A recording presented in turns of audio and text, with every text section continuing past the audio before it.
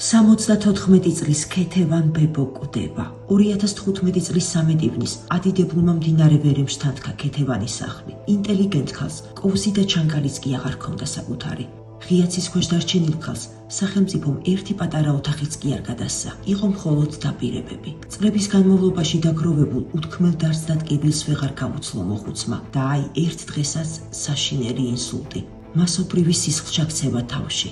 რეანიმაცია. ბებო მეტყველების უნარი და მეხსიერება მთლიანად დაკარგა. უარეს გეტყვით, საბრალო მოხუც 100%-ით წაერთვა მხედველობა ორივე თვალში.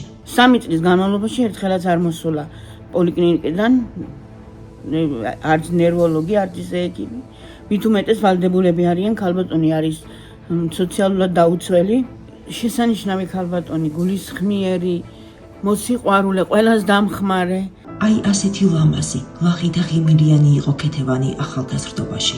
ქალი ფიქრობდა, რომ სიბერეში შვილიშვილებს ჩაისვამდა კალთაში და ზღაპრებს მოუყვებოდა.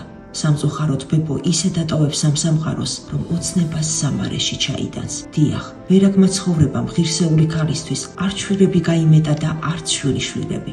ზუსტად ერთი წამია საჭირო იმისთვის, რომ ადამიანმა ჯანმრთელობა დაკარგოს.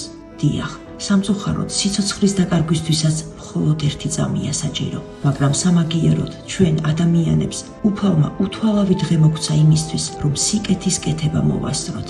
ოდესღაც ჩვენც დავბერდებით. დიახ, ოდესღაც ჩვენც დავტოვებთ ამ სამყაროს. გადარიცხეთ ნებისმიერი თანხა ჩერნოვეცკის ფონდის ოფიციალური საიტის მეშვეობით.